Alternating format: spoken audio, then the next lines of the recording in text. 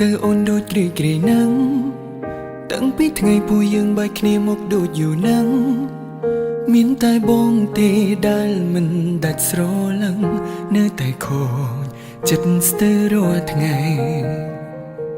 មិនក្លាហានទទួលការពិតថាពួកយើងពិតជាបែកគ្នាលើកនេះដាច់ស្រេចទើបធ្វើឲ្យបងពិបាកនឹងបងភ្លេចព្រោះគិតថាអូននឹងអាចវិលវិញថ្ងៃណាមួយ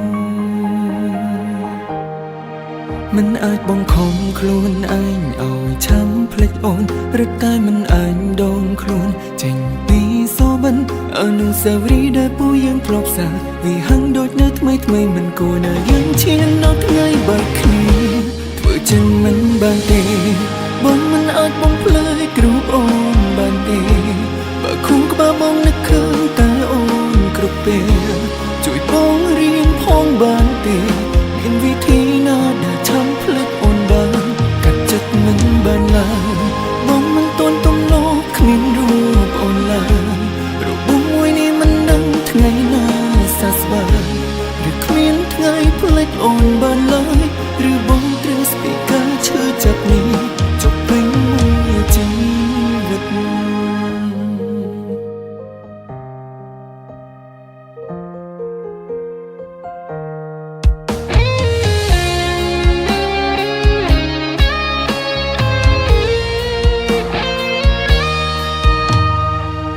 មិនក្លាហានទទួលការពិតថាពួកយើងពិតជាបែកគ្នាលើកនេះដាច់ស្រេចទើបធ្វើឲ្យបងពិបាកនឹងបំភ្លេចព្រោះគិតថាអូននឹងអាចវិលវិញថ្ងៃណាមួយមិនអាចបង្ខំខ្លួនឯងឲ្យឆាំភ្លេចអូនឬតែមិនអាចដងខ្លួនចេញពីសូបិនអនុស្សាវរីយ៍ដែលពួកយើងធ្លាប់សាវាហឹងដូចនៅថ្មីថ្មីមិនគួរណាយើងឈានដល់ថ្ងៃបែកគ្នាធ្វើចឹងមិនបានទេបងមិនអាចបំភ្លេចគ្រូអូនបានទេបើខួរក្បាលបងនឹកឃើញតែអូនគ្រប់ពេលជួយបងរៀនផងបានទេមានវិធីណាដែលឆាំភ្លេចអូនបាន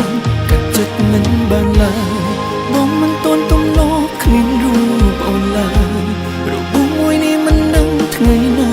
សះស្បើយឬគ្មានថ្ងៃភ្លេចអូនបានឡើយឬបងត្រូវស្ពីកាឈឺចាប់នេះចុះពេញមួយជីវិត